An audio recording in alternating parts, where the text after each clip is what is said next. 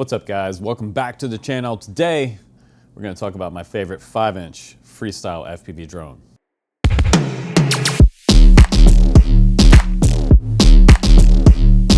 Today we're talking about the iFlight Nazgul5. This is the brand new 03 version. You can check it out in the link description. We also have analog versions if you want to get into that, depending on which type of goggles you have. I've recently gone to using the DJI Goggles 2, and with the 03 on board, that's a beautiful pair up of 1080p FPV on this quad. So it makes the image really nice, and the video that I bring back with Rocksteady 2.0 on this quad pretty much premiere outside of having a GoPro. Do I still think the GoPro looks better? I do actually, but when I'm flying freestyle, I don't want the extra weight of a GoPro on there because I feel it when I fly it. When I'm doing my power loops and things like that, you can feel it when you're coming back around. The quad feels heavier. Without the GoPro on the front, trust me, it's gonna fly a lot better. It's just gonna feel more natural to you, especially as a beginner. You're not gonna have to put extra throttle into the quad when you're coming back around from these loops after you start doing loops. But today, let's take a little closer look at this quad. We're gonna do a flight test with it, and I'm gonna let you know by the end of this video why it is my all-time favorite right now and my most flown quad. Here we go.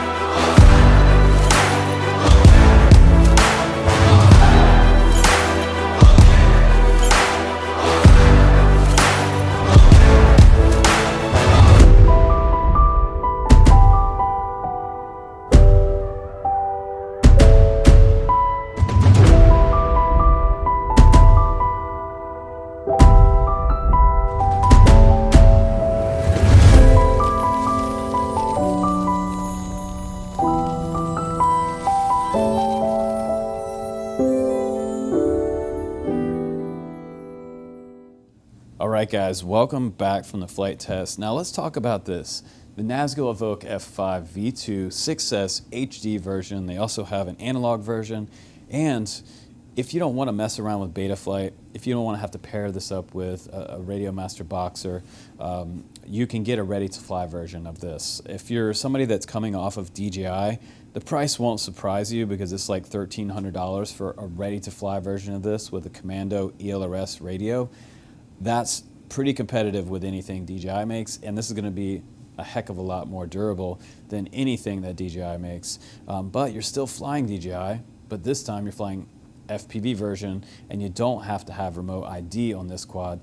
This is around 455 grams. It's over that 250 weight limit, but you can add remote ID to that later if you want to. I believe they also make some GPS versions of this as well, so I've seen that around iFlight's website. But I'll put all my favorite versions of this quad in the video description for you to check out, the analog version and the 03 version. Now, if money is no object, get this exact setup right here. Get this F5 version. They also make an F6, which is basically a 6-inch version of this. And I would recommend going for the DC version. Not drone camps, it's actually dead cat, which means the arms are straight across a little bit forward on the front, but you don't see the props in view. And if you're gonna be recording stabilized 4K video, nobody wants to see props in the view if you're making cinema videos. So that's kind of what this quad is for. It's a cinema slash freestyle quad. And I'll tell you from experience that this dead cat version will freestyle as good as the true X version. You might have a little finer control with the X version, but if you want to send this one a little bit longer range using the TBS crossfire antenna on here with a crossfire module like I have on my Boxer radio right here, you can do some medium range flying with this up and down the mountain. So the nice update information about this Radiomaster Boxer happens to be our community favorite right now. I plugged in my crossfire on here and it just works on this radio without having to update it or use Lua scripts. In the past, we had to use Lua scripts, and you have to add those to the SD card and make sure that you have the latest version or it's not going to work right. Now, Crossfire, you plug it in, you select the external receiver option inside the model menu, and bam, it's working. So that's super cool. They have the 03 version of this one. It's $5.99 for that. If you already have a radio and goggles, that's what we call bind and fly. And that's the 5-inch version, the F5 version. They also have the Freestyle. They have the F6 ready to fly as well. So, and that one's more of a cruiser. If you're doing 6-inch, that's going to be for more longer range. And people keep asking me, like, which one should I buy, Justin? Should I get the Bob 5.7 with the 03 on there, or should I get the Evoque F5? I would suggest getting this one if you're interested in freestyle. If you want to do like cinema video, then get the Bob 5.7. I'll put the links down below for the Bob as well, if that's what you're looking for. And you're looking for something that's bind and fly and just really durable. Now, we picked this one for my favorite freestyle 5-inch quad for this video for a lot of reasons. Number one is the availability of parts. Geprc and iFlight RC are going to be two companies that are going to be around in the next 3 years. You can guarantee that. A lot of these FPV companies in the past 2 years since the pandemic, they've shut down. They're gone. Diatone, where are they? We haven't seen some of these companies in quite a while. So I would highly suggest right now that you stick with brands that are solid in our industry. And those are the two top companies right now. They're Geprc and iFlight. You're going to be able to get parts for this 2 years from now, so that's super important. The next thing is the durability of this quad is crazy tough. It has side plates right here. This is super important for beginners. When you go into the trees and crash, you're going to do it. You don't want tree branches coming in here and ripping things out, ripping wires off, components, damaging the VTX and things like that. This 03 is exposed in the back, and I talked about that before in my previous review. It can take some hits back here, and it is covered up by this metal aluminum side plate, so that's kind of nice. They also have really beautiful LEDs built into this on the top and the bottom, so in my opinion, this is one of the nicest quads that you can get out there as a bind and fly while it's plugged in. So I just want to show you what it looks like. The LEDs look really nice. Let's just go ahead and plug in a battery. This is a 6S1400. This is my battery of choice. We'll just set the quad level. Whenever you plug in your battery, you want to make sure your quad's level. You'll hear it beep like that when it's ready to go. And right now it's in fail-safe mode, so it's not going to go anywhere. It's set to drop. But look at the LEDs all the way around and on the bottom. It's just really nice looking LEDs. We've got the iFlight logo there, some ARM LEDs that are embedded, and all up and down the side skirt as well. Just looks super cool. And I just think it's a really nice looking quad plugged in. And traditionally, I don't fly LEDs on because I'm always afraid I'm going to attract the Karens, but it looks gorgeous on the bench, and I love the way it looks. So for guys that want quads that look cool, this one looks the coolest out of any of the bind and flies. Also up front, like speaking of durability, like this housing for this 03 camera in the front is ridiculously, it almost seems like overkill in here. It is all metal on the sides and the bottom here. This standoff across the front, this is an aluminum brace across the front, giving it bottom impact protection and a little bit of protection up top with some carbon, but these metal side plates right here go all the way back to here on the side right here. So these are really, really thick, and they are not joking. When iFlight built this quad, they knew that this was going to be a freestyle quad because a lot of guys are going to be taking some hard hits with this frame. And this is nothing like what we've seen from Speedy B with the Master HD. We talked about that before. It looks like the bird beak.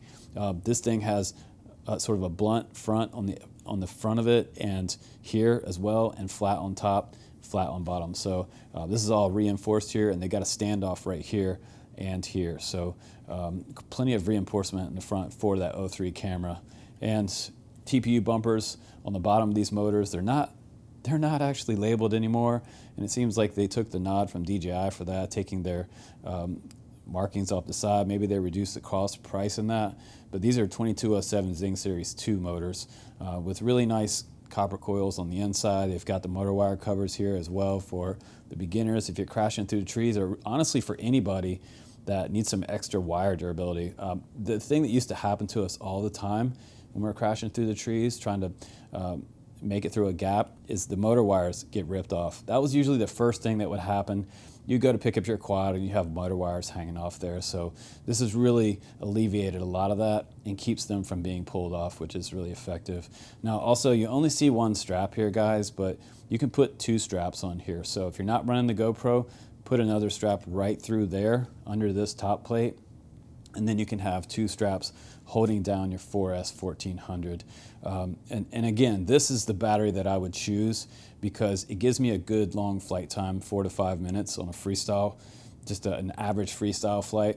If you're cruising, you'll probably get more than 5 minutes off this battery. If you're really going hardcore and you're someone experienced, you're probably gonna get 3.5 minutes with a 1400. But I honestly don't know anybody that flies the 1400s that hard. They're a little heavier, but they just give you a better high-end performance as well, because when a 1050 series battery, it's going to get lower faster and you're going to have more sag at the end of your flight than using a 1400. It's going to last you longer. So that's my recommended one. I'll try to find some links for those as well. And guys, looking for the right transmitter, right now the Drone Camp's FPV community, their #1 radio right now that everyone loves and is buying is the Radiomaster Boxer. If you can get one on order, make an order as quick as you can because they're selling out pretty fast. And again, you can get the analog version of this, guys, if you don't want to spend $600 on a bind and fly. But if money's no object, like I said, like go for this setup right here and you'll thank me later. For around the $1,300 price point, it's around the same price as something like a DJI Mini 3 Pro, but way more fun and a lot more durable. So heavier, yes, but more durable, more fun, and super exciting to get into. So if you're looking for a simulator, if this is your first time getting a 5-inch, fly the lift off simulator first with your Boxer, and you can learn a lot flying acro in the simulator first before you go out and you do your real world flight tests. But this is my pick for right now, and this is my favorite 5-inch for freestyle FPV in 2023. So I appreciate you guys watching my video. If you have questions or anything like that, check out our Discord link down below. Hop in there, ask me some questions, shoot me an email at dronecamps@gmail.com, and I will help you out and I'll send you the right links and we'll get you started and off in the right direction. But I appreciate you watching my videos as always. If you like the content, become a Patreon or buy me a cup of coffee. That would be cool. I will see you on the next one. Take care, guys.